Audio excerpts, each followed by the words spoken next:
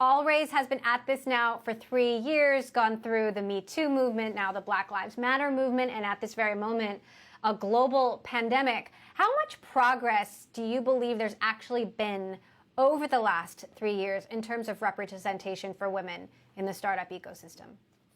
There has been, there's highlights and there's lowlights across the spectrum. When we started, women in venture capital were at 9%. We're now up to 12%, making steady progress every year. Unfortunately, the amount of funding going to female founders has remained relatively flat. So we're still at about 11 to 12% of funding going to female founders, somebody who, team doesn't have to be all female, but at least one female founder on the team. So there have been fits and starts.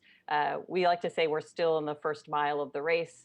This is a marathon. We have a long way to go. So there's promise, but we still have a lot of work ahead of us.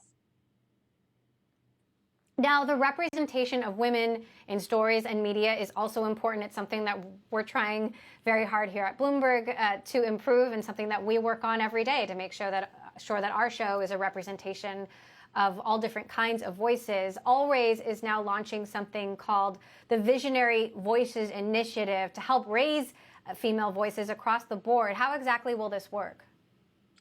Yeah, we wanted to make sure that we were not perpetuating a cycle where women don't have the same access to opportunities and networks as men. And that includes access to media opportunities, panel opportunities to showcase their expertise. So we created an open access directory of almost 1,000 highly qualified women to make it easy for conference organizers, media, people who are putting together a panel to be inclusive of women, especially underrepresented women, in various settings. And so we want to make sure that we're amplifying their voices, making sure that they have equal opportunity and access. So we have an open source directory on our website, open to anybody. We've partnered with a variety of organizations, from conference organizers like Startup Grind and SaaStr to media outlets like Fast Company and Protocol, to engage and use this. It's not just limited to our partners, though. Anybody has access on our website. We highly encourage as well, if you're a speaker, one of the important things is that you use your influence and privilege and invitation as a speaker to create space at the table for others. And so as a speaker, you too can use this or encourage those who are outreaching to you to use this resource for their own purposes as well. Absolutely. What trends are you seeing in the pandemic more broadly? I've been thinking a lot about the fact that you've got a lot of companies going through layoffs, companies that are just trying to survive. And I wonder if then diversity becomes less of a priority because companies are just trying to figure out how to pay the rent. And could that set us back? We are certainly highly cognizant and aware of the chance, the threat that we might have a backslide.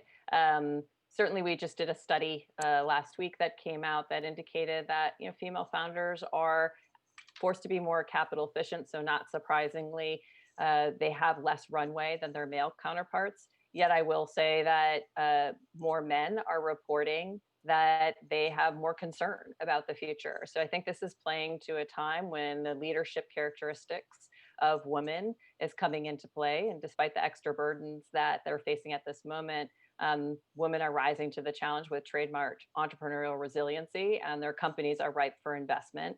This does shift the onus onto venture capitalists, obviously, to do the hire and wire, right? It's important to be intentional about expanding your networks, getting to know female founders, especially underrepresented founders, and to be making an investment. Sheryl Sandberg was on the show recently and talked about how women are doing a double shift, taking on the lion's share of the childcare and the remote schooling in addition to their full-time jobs, if they have full-time jobs.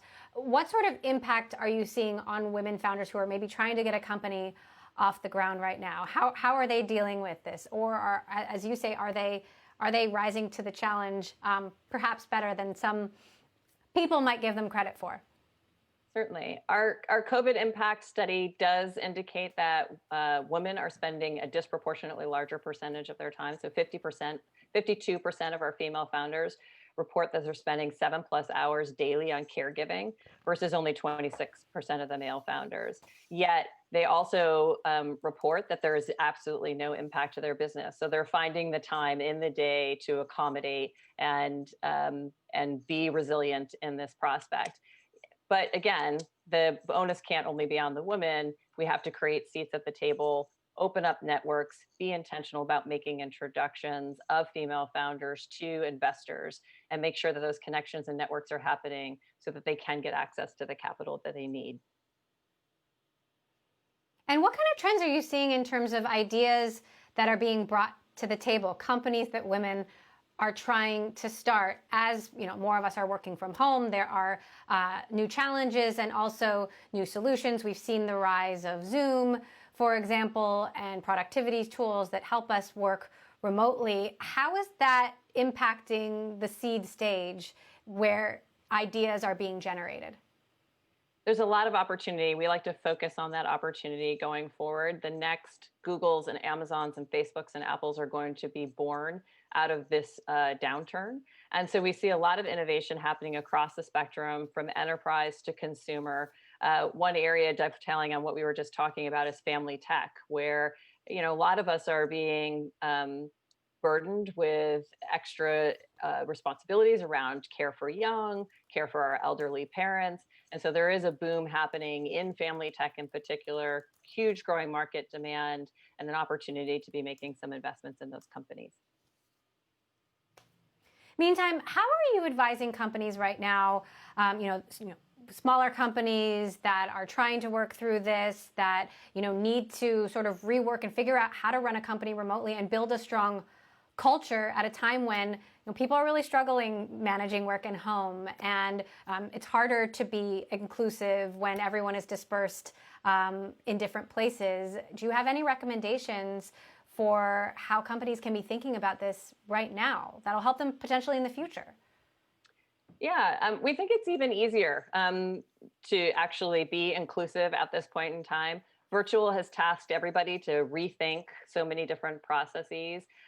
People are relocating to different areas. And so there is a lot more talent availability and a chance to be thoughtful and to be focused. And so what we suggest to people is measure yourselves. Be thoughtful about how you're approaching your hiring. Be thoughtful about how you're approaching your inclusivity. And this is an issue of focus. And now you have lots of talent that's available to you. Reach out and expand your networks, expand your talent access. If you don't have access to that, please outreach to organizations like AllRaise. We're happy to assist you in connecting you and expanding your networks to make sure that diversity, equity, and inclusion is built into the fabric of your company from day one.